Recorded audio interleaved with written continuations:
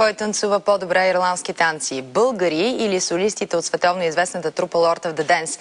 На този въпрос ще се търси отговор днес в София. На уникалното надиграване в момента е Марина Евгениева. Добър ден, Марина. Има ли много желаящи да се включат в това трудно изпитание?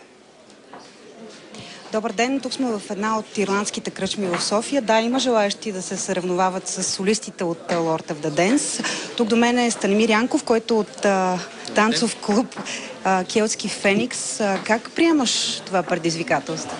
Ами, доста добре се чувствам около такива танцори, които са един вид вдъхновението за всички по целия свят, включително и в България, които искат да танцуват и се занимават с такива танци. И се надявам да направим едно добро шоу, както и те следващия месец. Пожелавам ти сега успех в това надиграване. Станимир играе ирландски танци от 5 години, а нека да видим и как ще изглежда това надиграване.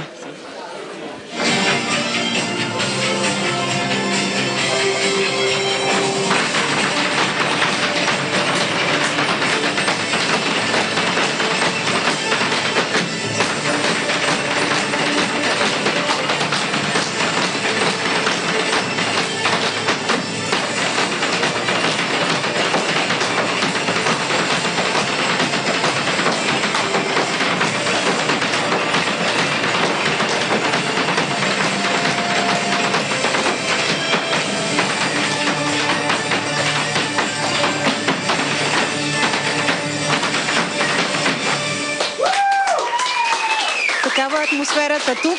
Какви ще са резултатите от това състезание? Очаквайте да видите в BTV новините в 7 часа. Марина Евгениева, която ни срещна на живо с ирландските крале на танца. Благодарим ти, на тях им желаем успех.